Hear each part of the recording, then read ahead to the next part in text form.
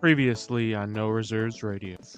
Oh my God, Angelo! Come on, have some self-respect. The Eagles can't hurt you if you don't constantly pander to them. Here's the biggest indictment of Dame that I can say. Dame has been so off this year that Rehn went on live air and said Jalen Brunson deserved an all-star start over him. You are now Angelo Dudululo. Do you think it is possible that the management of the Memphis Grizzlies are just buying into the reckless youth movement and they got rid of the one person in the locker room that probably was telling Ja to knock it off? Because he's taken advantage of me multiple times when I was younger. That sounded bad. Holy shit. Yeah, I think that's true. I think you're correct in that assessment.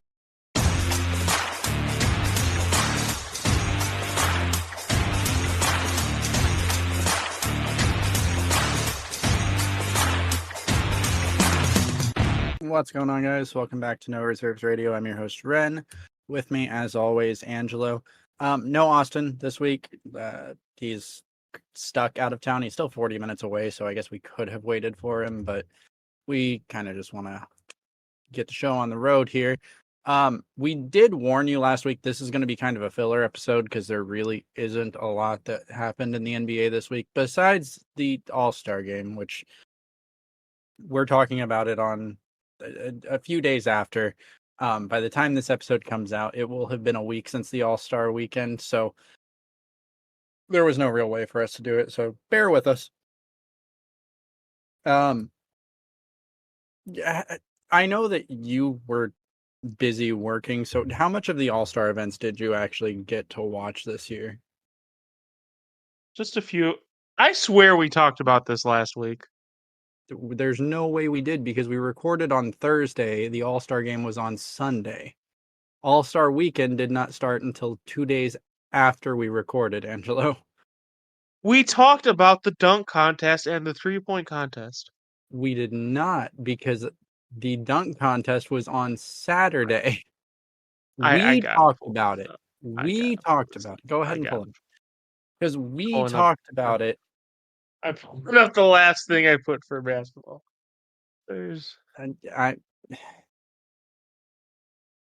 It's physically impossible for us to have discussed this, Angelo, because I said on Sunday, hey, let's record a quick episode on Monday to release on Tuesday. Do you not remember that conversation? I remember that conversation.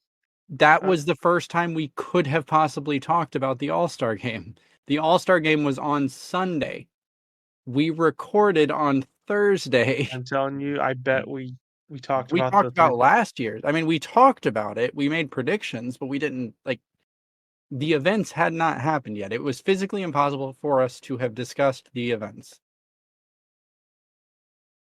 Unless you have a time travel machine and have wiped my memory, and we went into the future to witness the events and then went back to Thursday before All-Star Weekend started and talked about All-Star Weekend post-mortem.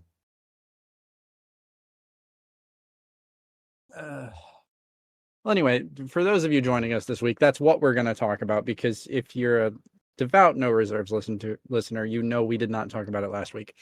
Besides that, there's really not a lot in the NBA going on. Not Giannis. Why am I thinking Giannis?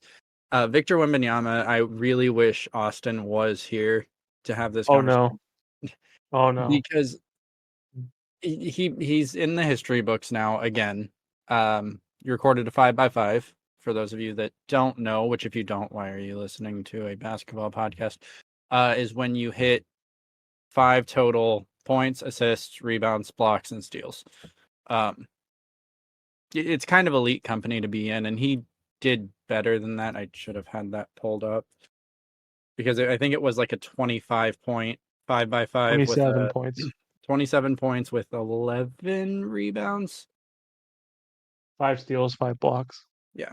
So, just Wemby is the real deal. And I think that anyone that's still denying that they've got their head in the sand. Do you want to continue the conversation we had this morning? We can. Just to get it on a vocal record. If you So that want. next year you can be like, oh, Ren backpedaling. Yell, scream, Angelo. My mic's cutting out because I'm screaming. I'm Angelo. Mhm. So do you want to lead into that, or do you just want me to explain like kind of what? Just explain it because I So we're threw a lot of we're shade. having a conversation today. Because we're talking about Victor, because like if you're involved in the NBA sphere at all, you should be talking about Victor Wembanyama. And Angelo brought up that he's concerned No, that I'm not concerned currently. you're I, on you're on the I'm road taking a to note. concernedom. You're I'm on the road taking to a note. concern. I'm taking a note. I'm noting down what is happening this year, and I'm going to compare it to next year when we get there. So basically, what he's saying is Wemby is in his rookie season, and he's currently playing end of career Tim Duncan minutes. Yes. I am on the flip side. I'm not concerned about this at all, because the problem is Wemby was playing decent amounts of minutes until he had those three. There was one kind of scary ankle injury, but he had three back-to-back ankle injuries. And they kind of just decided, we're not contending. We are so far out of the playoffs that it's not worth risking, a generational talent to win a couple more games. And so he's on a minutes restriction, and that makes sense. There's nothing wrong with that. It's not like For 3 months? And he's still putting up 25 a game. Like, let's not kid ourselves. He's still putting up all-star numbers. So no, Yes. I do not have a problem with it at all. And I'm not, it's not worrying to me. It's not like they're sitting him because of injury. They're sitting him just because there's no reason to play him. And they're not sitting him. He's still playing 25 to 30 minutes every night.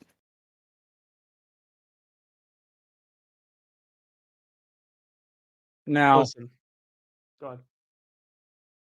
If we get to next season or the season after, and they have established players around him, and his second best player isn't Devin Vassell. I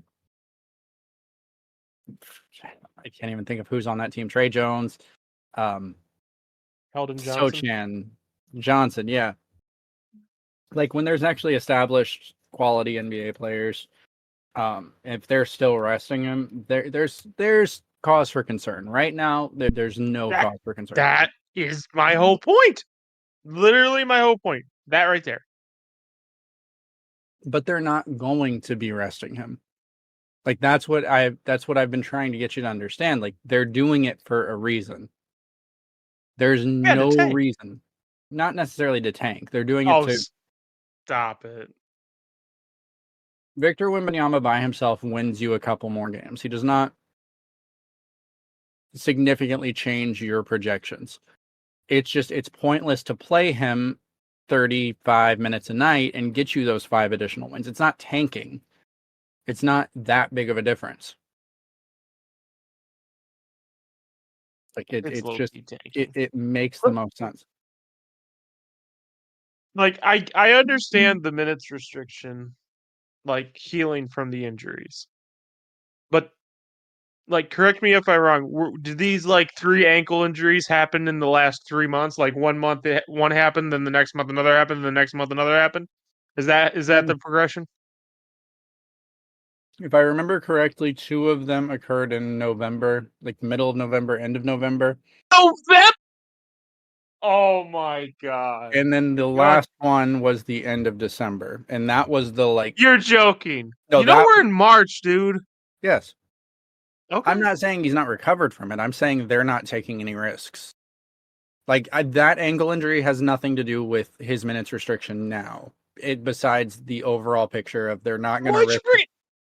No, I'm saying they're not resting him because that ankle is still sore. I'm saying they're not taking the risk that he has another one or some other kind of injury come up because they played him in a meaningless game.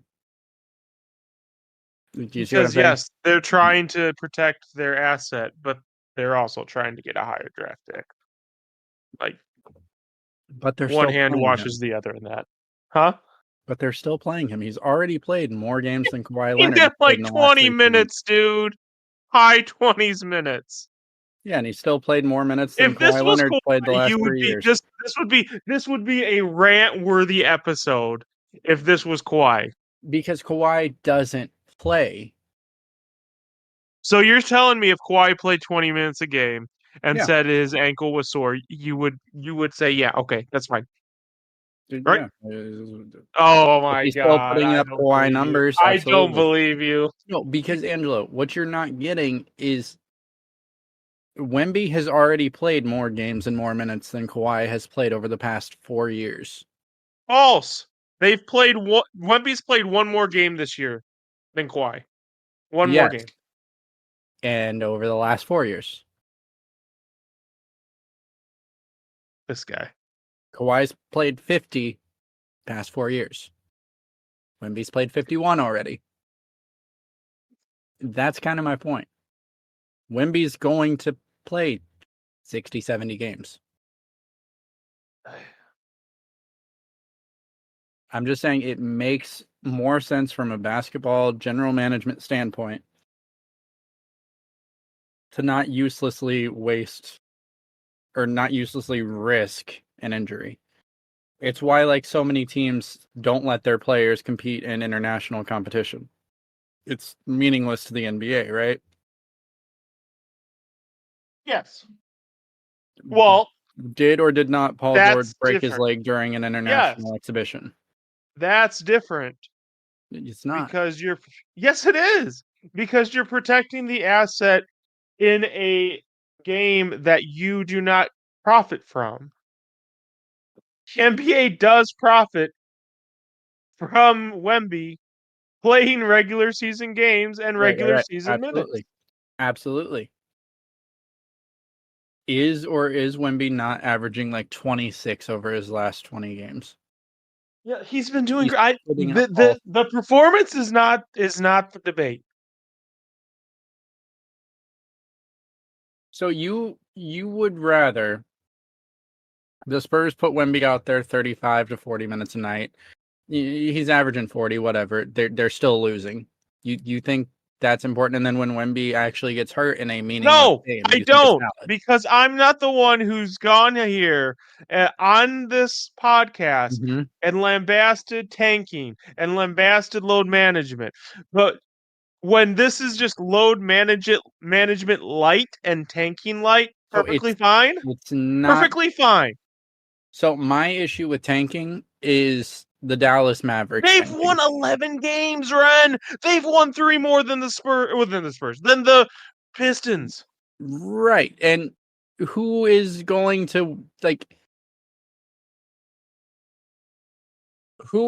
go out and win them an additional 20 games? Who on this roster is going to go win an additional 20 games? Can they do it with this roster? Is Wemby playing 10 more minutes a game going to win them 20 games? I'm asking. I don't know. It's Maybe. not. No. No. This roster is not good. It's Wemby and a bunch of decent people. It's not the Dallas Mavericks, Mark Cuban sitting on the sidelines cheering that the Mavericks are losing because he wants a higher draft pick. That's tanking. The process was tanking. That was an embarrassment to basketball. Jordan Poole, he's now relegated to the bench, which we could do a whole segment on that, which is No. to me. We're not going to because I don't want this episode to be 2 hours of the hot button issues. Has Ja done anything lately? But and then with Kawhi, it's not like team doctors are saying there's no risk here. Like you're healthy, and no, I don't feel good. I'm sitting.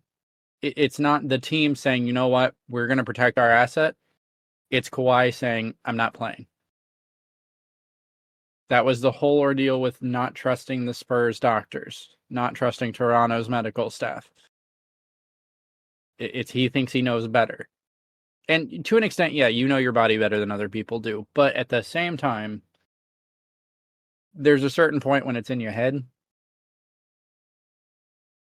And that's the thing I have a problem with, is when you're resting meaninglessly. Wemby's not resting. Wemby's going out and playing 25, sometimes 30 minutes a night.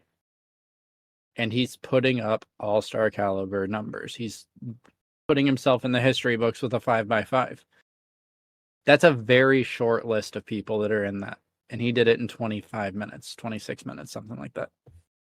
So no, I don't have a problem with that. Because you'll know that what is my issue with load management? Not being able to see the stars. Not being able to see the stars. Right, exactly. If you go to a Spurs game, can you see Wemby put himself in the history books? Yeah, absolutely. So I don't have a Now you problem. can say abso-fucking-lutely. It's still a habit. So I don't have a problem with them, as you call it, load management light, because you're still seeing history be made. You're still seeing him play at an all-star level. He's not sitting on the side in street clothes because the moon is full tonight and he doesn't feel like it.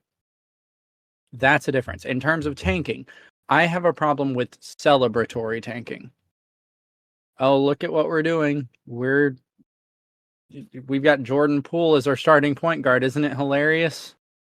He doesn't understand the rules. He just double dribbled. It's so funny. The clock's running down and he's slowly walking up court thinking that it's not. I have a problem with that. That's just stupidity. It's not enjoyable to watch at all. The Spurs, even in losses, are fun to watch.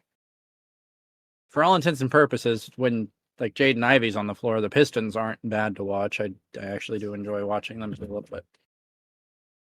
But a bad team being bad is not tanking. And you're kidding yourself if you think that the Spurs are a good team right now. They will be. But right now they're not a good team. So no, I don't have a problem with them being one of the worst teams in the NBA. I don't think that that's something that's going to last for very long. So no, your gotcha has failed. Did you check to see if we talked about the All-Star game last week? It's kind of hard to hear like you talking and then the recording talking at the same time and trying to discern it.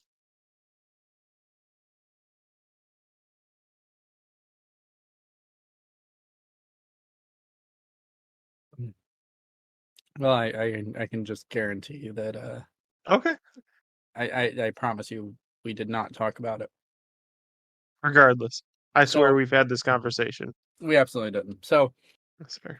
starting with the Rising Stars Challenge, which Mhm. I think this will be the quickest. It was actually, so I will say this All-Star weekend, and I don't think you watched all of it, so you probably don't have the same take that I have. It was probably the best overall All-Star weekend. It was weird because the dunk contest was one of my least favorites of a long time.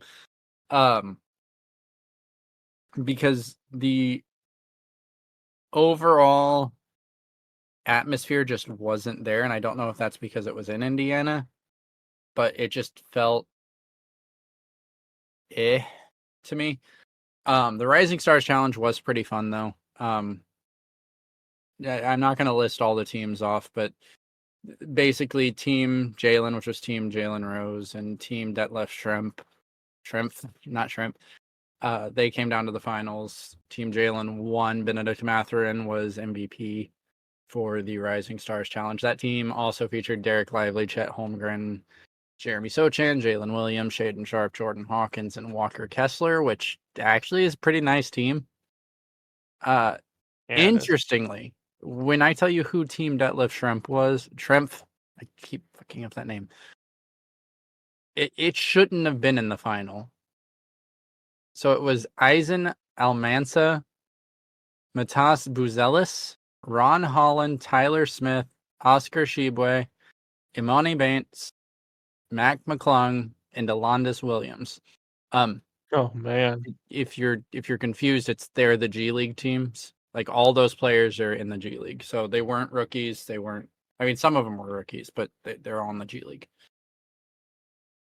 Skills challenge, which for me personally was the highlight of the event. So we had Team Pacers, which was Tyrese Halliburton, Benedict Mathurin, Miles Turner. Team Top Pick, which was Paolo Banchero, Anthony Edwards, and Victor Wembanyama, which were all first overall picks. And then Team All-Stars, which were Scotty Barnes, Tyrese Maxey, and Trae Young. This event I would have really liked, but Anthony Edwards didn't care. And like, I get that you're just at All-Star Weekend to have fun, but like the fans are tuning in to watch All-Stars and you're shooting left-handed because you think it's funny. So Team Top Pick went down in early. Like they were obviously losing because as much as Wemby and Paulo tried, Anthony Edwards just did not care. Pacers swept the whole thing, which was surprising to me. I do think Tyrese Halliburton kind of cheated on the passing challenge, but after he did it, everyone did. He was basically grabbing two balls at once and then running zone to zone and doing the passes one-handed. So he was like shortening steps. Then it got to the shooting challenge. Pacers and All-Stars tied. It went to a half-court shot or half-court shooting challenge. And that shooting challenge for the Pacers was interesting because you have Benedict Mathurin and you have Tyrese Halliburton, but Miles Turner kind of carried them through it. I don't think he missed a single shot during it. And then the half-court challenge, which you got Scotty Barnes, Tyrese Maxey, and Trae Young. These are all logo range players, right? It took them like a minute and a half to get the shot to go. It took Tyrese Halliburton 30 seconds to hit it to win it. So it was okay. Skills challenge is kind of stupid to begin with, but I did like the energy. Tyrese Halliburton starting off All-Star Saturday night, which is the big event. Like people watch the All-Star game and people watch the Rising Stars, but everyone tunes into All-Star Saturday night. Starting it with like a between the legs alley-oop to himself. It was fun. 3-point contest was interesting because the lowest score was Malik Beasley at 20 points. That's crazy. Insane. Quite honestly. Yeah, that's insane. Because there's years where you have like maybe two people get above 20. But Damian Lillard, Trae Young, Karl Anthony Towns, Tyrese Halliburton all hit 12 or 26. So they had a tiebreaker round because the top three are the ones that advance. And then Damian Lillard, 16, led the way with that. Damian Lillard ended up winning it with 26 points. Trae Young and Karl Anthony Towns had 24. The more fun one for me was Steph Curry versus Sabrina Ionescu. I'm probably saying that wrong. It was a bonus head-to-head three. Is that wrong? No. I'm just saying it was fun. Oh, it was the most fun. Yeah, that was probably my favorite part of the night until Kenny Smith, which we'll talk about that in a second. So basically, Sabrina challenged Steph to a 3-point contest at the All-Star Weekend. Steph accepted. The original rules were Sabrina was going to use the WNBA ball, WNBA 3-point line because that's what she's used to. She said, no. I'll use the WNBA ball because like the other ball is too big for me or whatever. But she wanted to shoot from NBA range. League said, all right, go for it. So she goes out, and you'll remember the men's challenge, the leading point getter, we had 4-way tie, 26 points. The final round was won with 26 points. Sabrina drops 26 in her round. Unfortunately, she was going against the best shooter of all time in Stephen Wardell Curry, who dropped 29. But an amazing performance by Sabrina. So, and then Kenny Smith. So Sabrina gives a post-game or a post-shootout interview, and she's basically saying, I just wanted to show everyone that, girls can come out and do this too. Like when I was growing up, I was told you don't play basketball, you play with dolls. as soon as Stephen Curry won, like the moment the last one went in, Kenny starts going about how Sabrina should have shot from the WNBA range. And Reggie's like, no, she got 26. She was good enough to win the men's challenge. And Yep. then Kenny's like, oh, well, she should have used a men's ball then. Like, you're missing the point of the contest, first off. And then he drops the dumbest thing I think I've ever heard an NBA commentator say, which is also it's okay to just play with dolls. What? Oh, so it's okay to just. I mean, I think it I was guess Joel and technically true, but I guess not the right time. yeah, Came it's across not. It's came not. across as very condescending. Yeah. But overall, that was probably my favorite event of the night. I think it really did help the perception of the WNBA a little bit because she can keep up with the best shooter of all time. So, and then the dunk contest. Oh, the dunk contest. I don't even know where to begin. So Mac McClung was the defending champion from last year, and he did win again. And if you didn't think he was going to win, you haven't been paying attention because he's kind of electric and exciting. But I have a problem with how everything was kind of scored.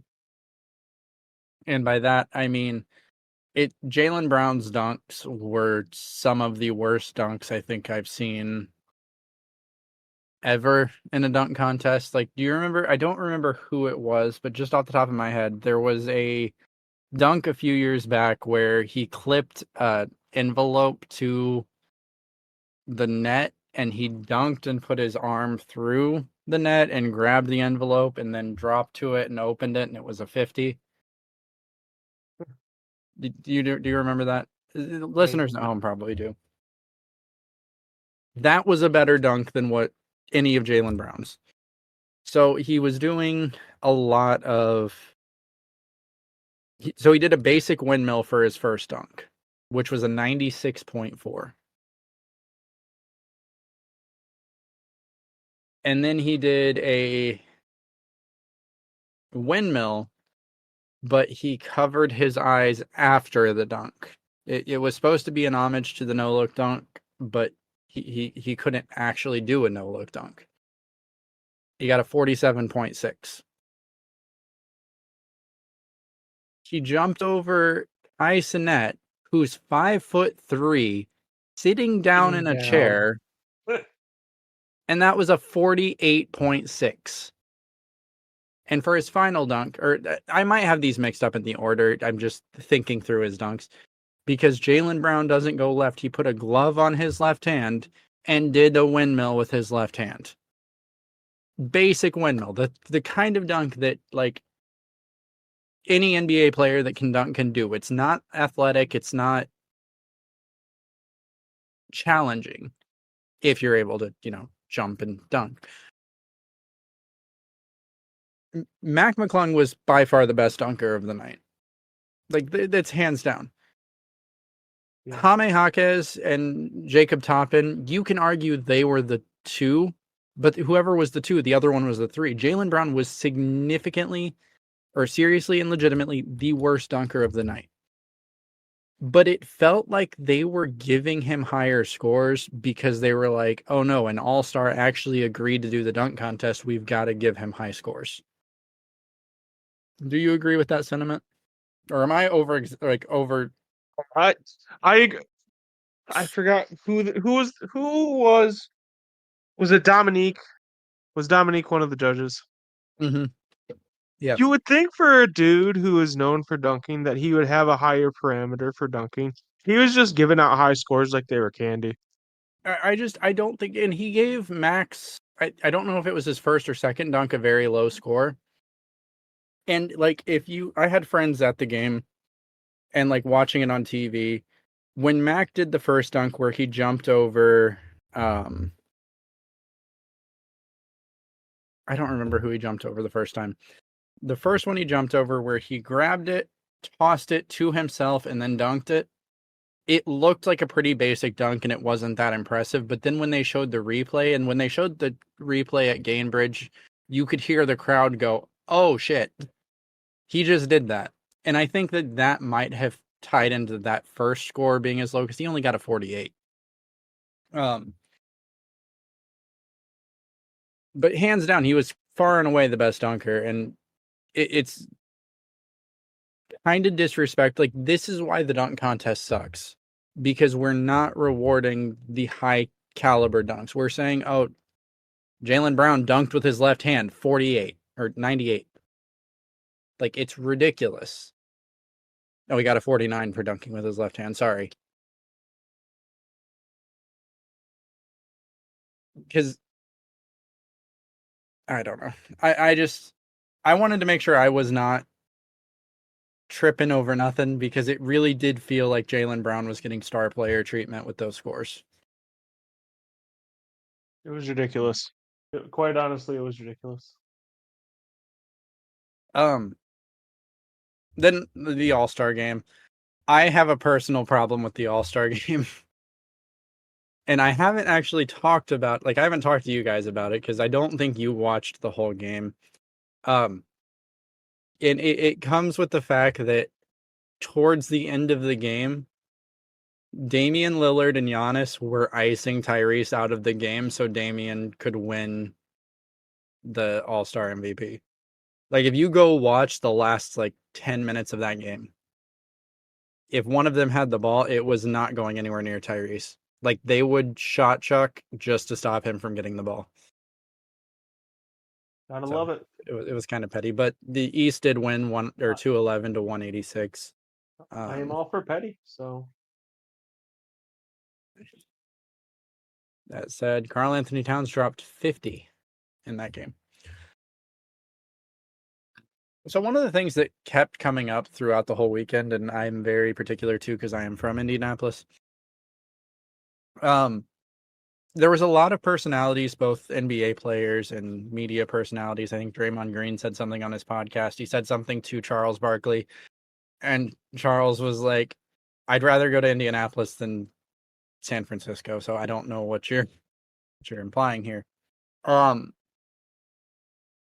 And this is just something I noticed, and I want to kind of talk about it because you are more, you're into different sports than I am. We'll put it that way. Mm-hmm. Yeah, so for sure. in the NBA, is it just the fact that the NBA is bad at marketing their smaller market teams compared to the NFL? Because you had a bunch of these players talking about how they were excited to leave Indianapolis. They hate how cold it is. They don't want to be here. It's awful. It's boring, right?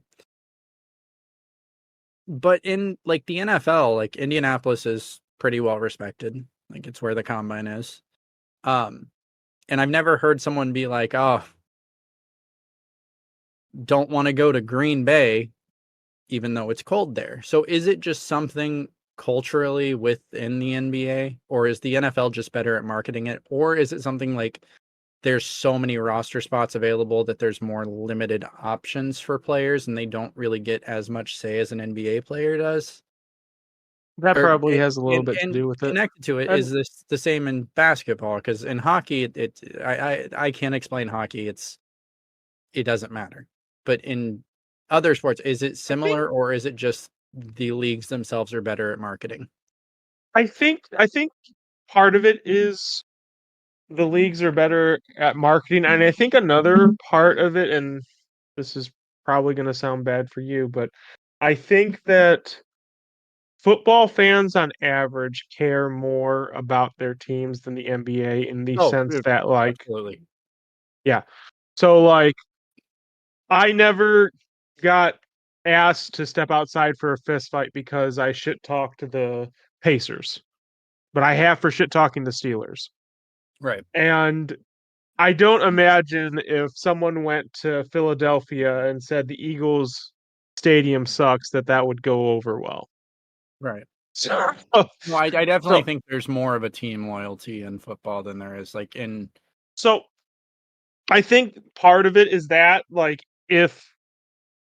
because everyone's going to complain about the commentary. It doesn't matter who you are. There are very few I've noticed universally loved commentators. Like Tony Romo is one of them, but it's few and far between. So generally speaking, when you're a fan of a sport, the commentators are not. It's something that you're going to complain about. They're not. They're not the draw. The product itself is the draw. I completely agree. But what I'm saying is, like, in the NBA, I just want to know if it's comparable. Is it commonplace for, I guess an example would be Tom Brady, right? Like, would Tom Brady leave in his prime to take his talent somewhere warm? Or is he, like, he's staying through his mostly productive years? Obviously, he was productive very late in his career. But it wasn't a case of a warm weather fan. It wasn't No, not necessarily. these large market teams in good, like, warm cities have a kind of bias towards, like, Generally speaking, no. I think also because an NBA career can be a lot longer than an NFL career. Correct. I think that because there's more of an emphasis on getting your money now, that people are less willing to test free agency. Right. And I Because guess also there's, like, the average salary of an NBA player is significantly higher than the average salary of an NFL player, just because there's less people to pay. And also, I like, think the example of Tom Brady is a bad example for the simple fact that Tom accepted not top 5 quarterback money to be a top 5 quarterback. to be a top 2 quarterback. Yeah. So Probably a top 1 quarterback. Okay, but let's Aaron Rodgers.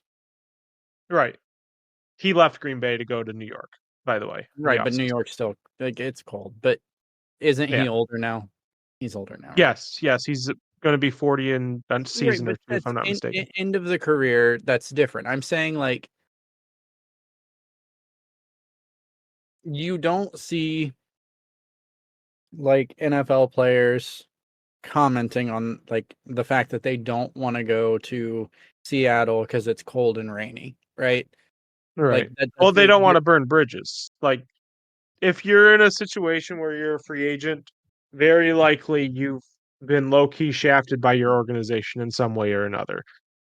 You can whether it's Peyton Manning getting shafted the Colts because they didn't want to pay him because they weren't sure of the productivity they were going to get from Peyton freaking Manning post neck surgery, or Le'Veon Bell holding out because the Steelers wouldn't pay him. You usually are a free agent for a reason. There's very few examples I think of prime, like Randy Moss. You're I don't know if you, like, leaned away, but, like, your mic was cutting out there. I heard Randy Moss, and then it's still doing it. It's still doing it. People, what's still doing it? Talk now, because it sounds like it came out. I think you're good now. Oh, so I need to move further away. What? You're good. Go. Okay. Randy Moss. But yeah, Randy Moss left in the prime of his career, but you don't see it as often in the NFL. And I think also another reason it's more common in the NBA is because, like, unless it's a quarterback, one player really can't sway the difference between being a playoff contender and being a Super Bowl contender. I think in the NBA, it's more commonplace for one player to be able to make that shifting tides if that player is good enough. Yeah, like I said, it's kind of weird to me because I was thinking about it as I was sitting on the couch listening to Draymond, and I realized I've never noticed this in any other sport besides the NBA, just because it's such a weird thing, I guess, to be like, no matter where you play basketball, you're playing a kid's game. You. What? Go ahead. This doesn't have to go with people leaving, but this also does have to do with NBA versus NFL. So part of are playoff predictions that I didn't heed to unless it was making the Super Bowl predictions, like the Super Bowl teams, was that Alex noted that in every playoff series, you could go, okay, who's the best quarterback? Who has the best quarterback? Who has the best coach? That team's winning. If you bet that across the board, you got most, if not all of them, right. I guess Brock Purdy could be debated, but regardless, is that true in the NBA? So, like, if you went last playoff and you went, who has the best player, who has the best coach, No. would that translate? That would not translate. No, not at all. Not at all. Absolutely not. Like, who won? Yes. Who won the series? Yes. Yeah. Who won the finals? Yes. Who won the individual series? No. No. No, absolutely not. We had freaking Miami Heat make it to the NBA Finals, Angelo. The answer is no. Do you think Miami had the best coach in the East? That's tough. Yeah, I'm putting you on the spot here, buddy. In a vacuum, yes. When you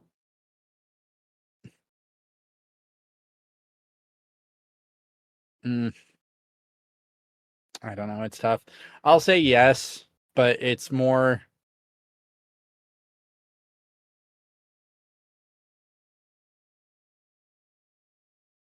there's a caveat that there has to be a productive team in front of that coach. So I will say yes based on that. So, here's a question for you. We used the playoffs as rankings of the players going into the season. Yeah. I'm not saying like you do. I'm just saying, just generally speaking, like Jimmy Butler is always rated higher at the start of the season than the end of the regular season and going into the playoffs. Mm-hmm. So, with that said, based on where it ended, was Jimmy Butler not one of the top players in the East outside of Giannis?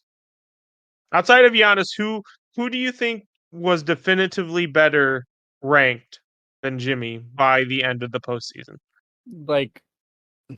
Like where would I rank, or who would I No, rank not higher where than where Jimmy? would you rank? Where you think consensus generally was? Because they were having topics on ESPN of Jimmy Butler being a top 5 player. Consensus? The Yeah. consensus is Jimmy Butler's the second best player in the East. I don't agree with that. Okay, but that's what I'm saying. So did the Miami not have the best player and the best coach in every season outside, or in every series outside of the Milwaukee series, and even in the Milwaukee series, they had the better coach and the second best player,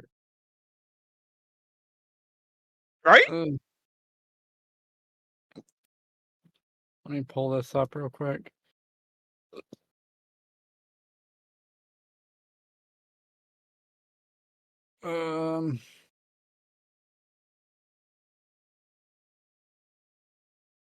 Playoffs.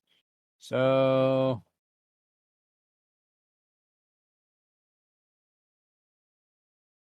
that's tough.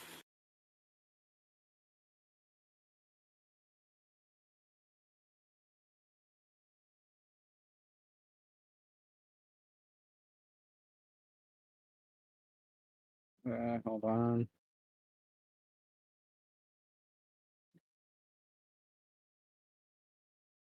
Because I have a hard time. Who coached? Who was behind the bench for the Celtics? The dude Brad Stevens selected, the not Maserati, but Missoula? Missoula was behind the bench Missoula. for the playoffs? I'm pretty sure. So it was the 2020 Because that's 2023 Boston Celtics.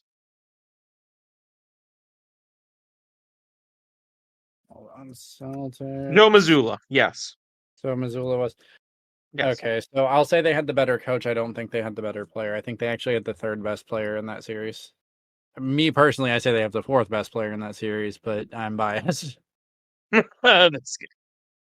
because I personally think Bam is more valuable. I think that showed during the playoffs where they really did have a lot of success when they were running that zone, which is weird because modern NBA zones don't really work, but it kind of let Bam defend everyone.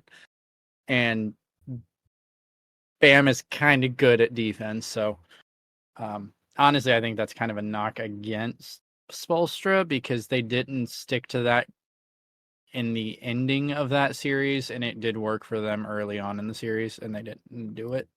I actually commented on that on the podcast when we were recording during the playoffs, was that they should have stuck more to that zone. We were talking about the marketing of the NBA, though. Sorry. Sorry. That was a little side quest. Yeah, I don't know. It's just something that it interests me, and I thought about it, and I wanted to get your opinion since you're the NFL fan. What about the MLB? Because I know that the MLB typically takes place during the warmer months, so it might not have as big of an impact, but is it like the same thing there? MLB is so freaking tough, dude. Yes. So would a commentator say it? Probably not. Would players say it? Absolutely. So Absolutely. players would like be like, "Oh, I don't want to go play in Toronto. It's cold," even though you're only going to be there during Yes. the warm months, and then you have a house in freaking Yes. Miami. Yes. Okay, so In the fact, that's NFL is one of the apparently. problems with. Anyway, sorry. Yeah, because that doesn't occur in the NHL, or it seems like the NFL, but we discussed it. We kind of discussed it in the chat earlier about the MLB. Like I even stated like spring training starts today. I actually didn't even look at the results, and the Cy Young winner from last year on the National League side is currently a free agent. Teams are very stingent with their money. Players, so funny enough, the MLB players seem to have adopted kind of the LeBron mindset. I don't know if you looked at the Cody Bellinger contract, but it's basically a 3-year deal with opt outs at every single year that he could opt out of. He's not the first person to do that. Carlos Correa also did it. It seems like it's the same agent.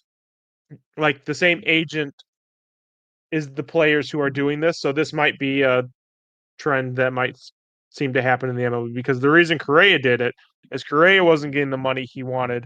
He opted for a 1-year deal. Well, a 3-year deal where you could opt out every year. He balled out, opted out, and got paid again. I mean, that seems like it's the smarter decision for athletes to start doing. You're betting on yourself, though, so there is a risk involved in that you might, get hurt or something, but I don't know.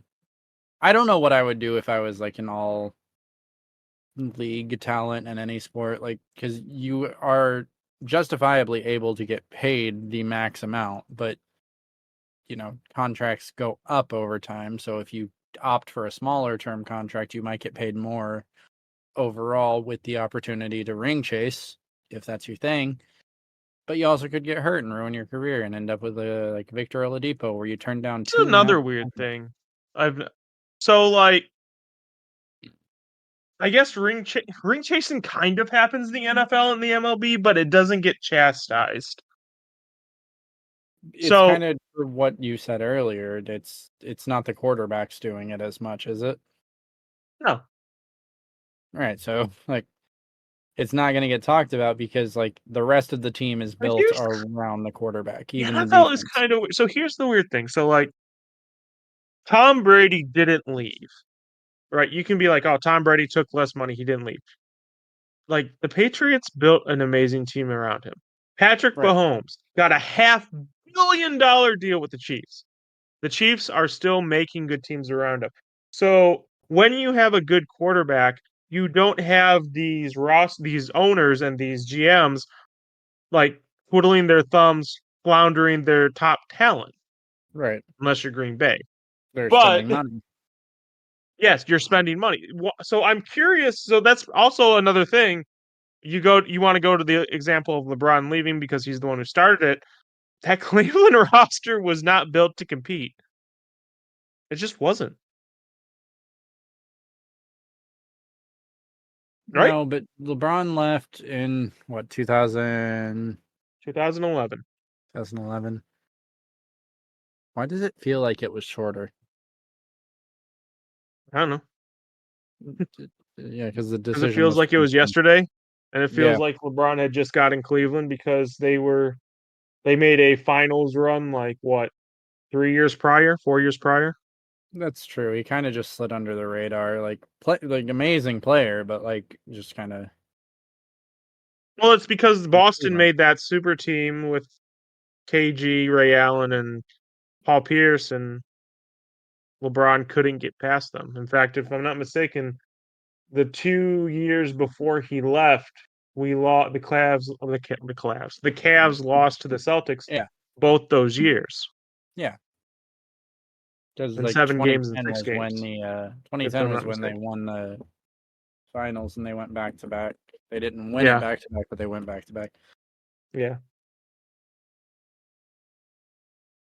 Sorry, what was your The point is, when you have an elite quarterback in the NFL, which I guess is the closest thing to a superstar player in the NBA, you build around that player. The NBA, not necessarily, I think right? you do within like the realm of profit You do because within the realm of because I don't have the numbers, but let me hold on.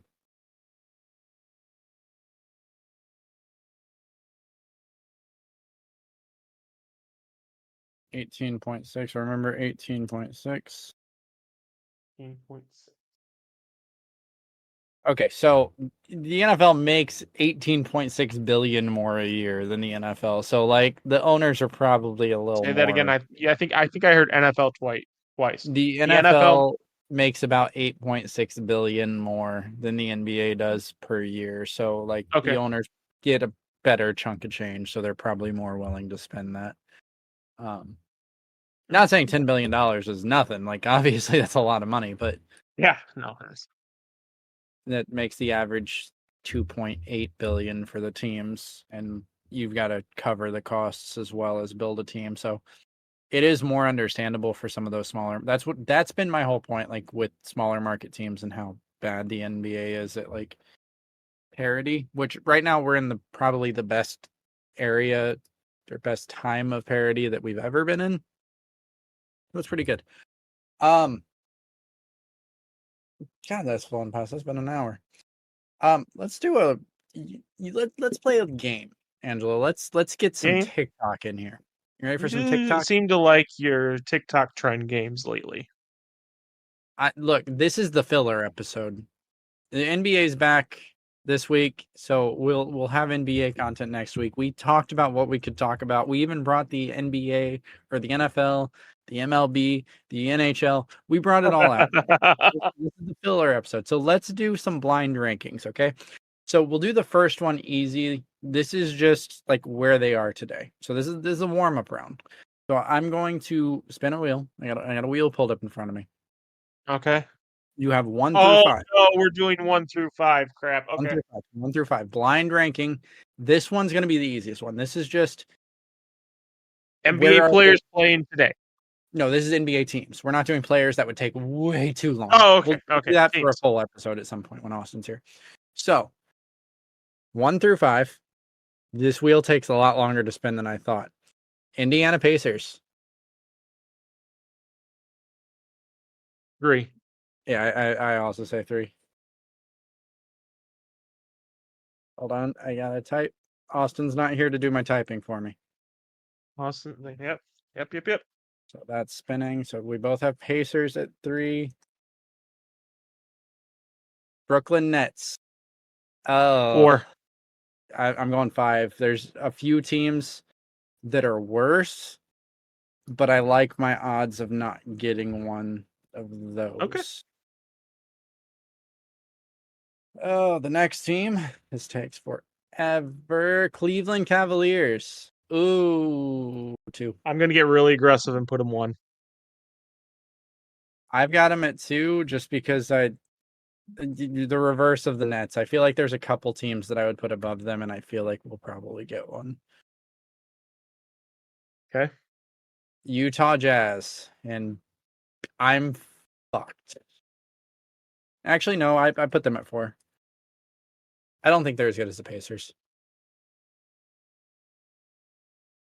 I'm You, gonna have to put him at 2. I'm fucked. I'm gonna yeah, have to put him at 2. yours is, yeah, because you have to get Pistons or Spurs here, Yep.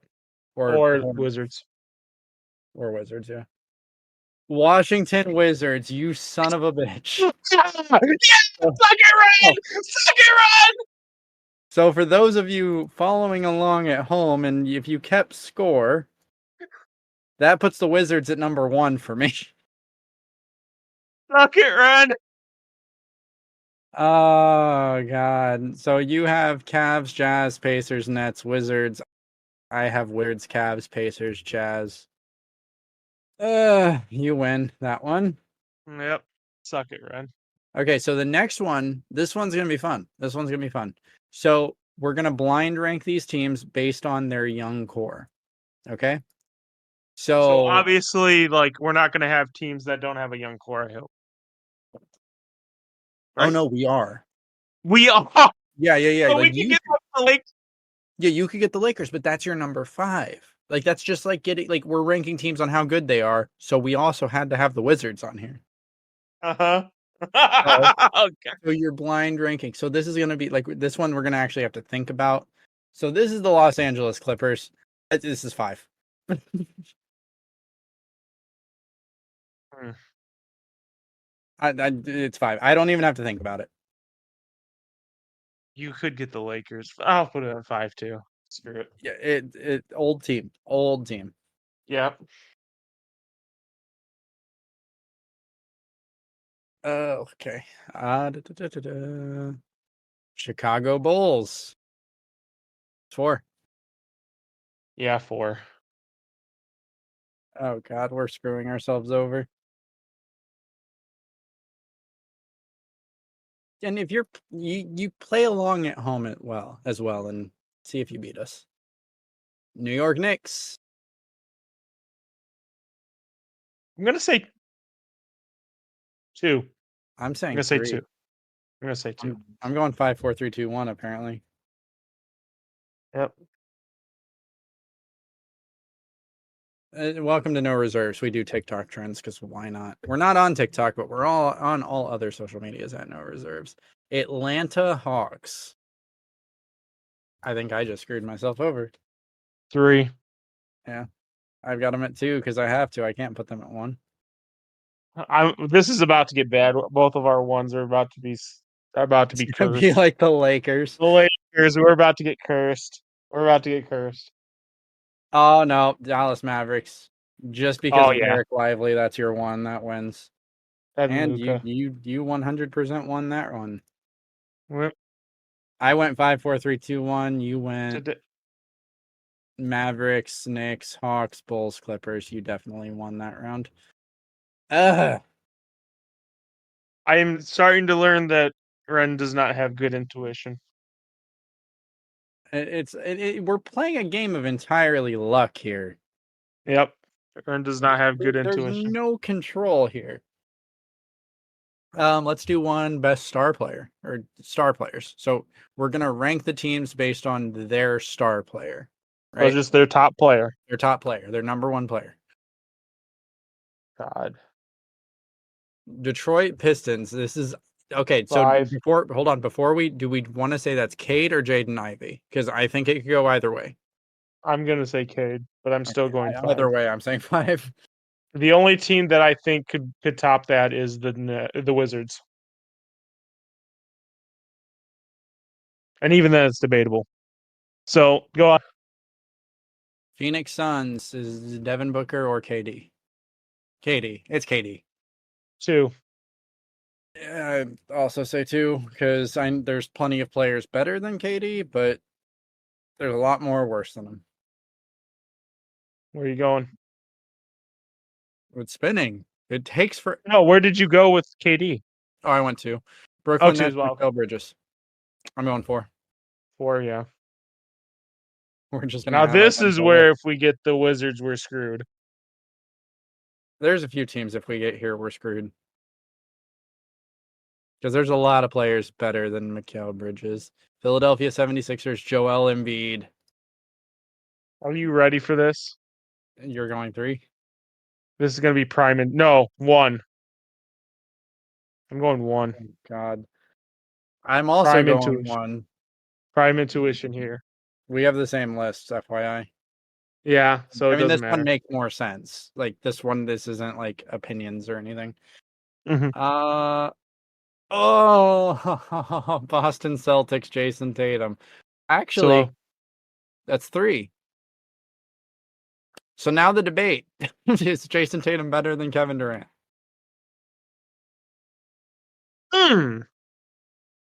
that's a good question, quite honestly. Overall, as a player, I could see it. As a scorer, no, not even. Yeah, I'll say you know what? We had perfect lists. I'm saying we had perfect lists. Okay.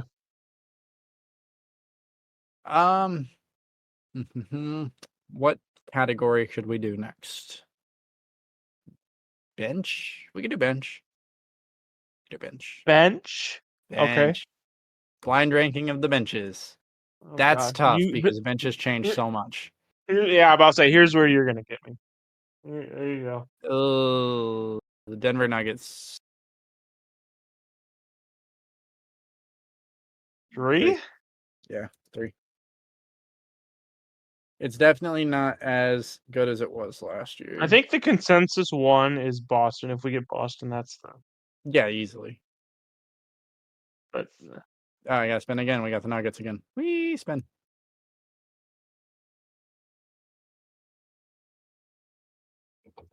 Indiana Pacers. I was wondering if we're gonna get them. I'm actually gonna go 2 there. I'm debating going 1, but I am a homer. I'm gonna go 2. It's a really good bench, but I think there's a lot better out there. Utah Jazz. 4. Oh my God, I would have put them at 2. But you're right, it's 4 right now. I would have put Pacers at 1 over the Jazz. Dallas Mavericks. I gotta go 1. Yeah, it has to go 1. Crap. Yeah, we It's gotta about to get get scary. we gotta get real lucky here. This is about to get scary. Nope, Orlando Magic. Okay. Saved. Okay. Let's see. Let's do 1 more. Okay. Okay, so this one is gonna be players. Just players. Just straight up players, and it can be anyone. It can be a bench piece. It can be a depth. Like it can. I don't think it can be someone on a 2-way contract. I don't know. I haven't messed with this thing. I just typed it in. It's a right. Mikal Bridges. 4. I'm So it could going. be anyone. I'm course. gonna do the smart thing and put him at 3. Yeah, that's probably the smart thing. But go on. Do you want me to move yours? Nope. I said it. Jakar Sampson. That's a 5. That's a 5. 5. Oh, this is about to be a big mistake. I should have put him at 2. I Now should that have I'm put him thinking. at 1. Greg Whittington. Well, That's 3. Kent Bazemore. That's a 3 on this list. Mistakes were made. Mistakes were made. Mistakes were made. That's a 2. And Myers Leonard. Okay, let me see if I can limit it to Mistakes were definitely hold made on, here. hold on. Let me that one doesn't count. Give me a sec. Let me Let me see if there's one that I can limit it. Okay. This is better. Okay. Miles Bridges. Miles Bridges, Yeah. You know, the criminal, Miles Bridges. 5 out of principal. Yeah, you know what? No matter what, that's accurate. I agree. Dude shouldn't even be in the league. Benedict Mathurin. 4. There's too many better players than him right now. I think he'll get there, but I think Yeah, right I'll now, agree with you. 4.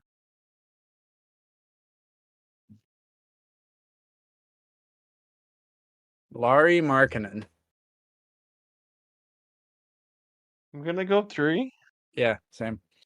Ugh. Because I like as good as Lauri is.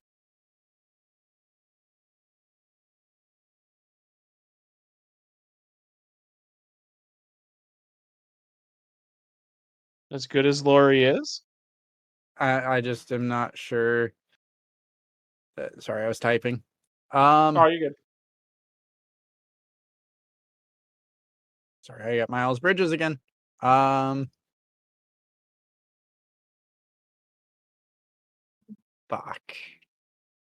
Mistakes were made. Walker Kessler. I He don't hate should. it. Yeah, I don't But- hate it, but I would have put him at 3. Yeah. And so both of us have number 1 of click. If we didn't screw up the 1. Joel Embiid is number 1 for both of our lists. So if it wasn't Walker Kessler, like I think Walker Kessler and Laurie was that was a bad choice. Yeah, I was actually debating putting Laurie at 2. I'm not gonna lie. That's tough. But tough. Joel is number 1 for sure. I fumbled it. Fumbled it. Hey guys, like we said, filler episode. It was fun. Killing time. Getting something out for y'all. NBA's back. So next week, return to your regularly scheduled programming. We've had 2 kind of slow weeks.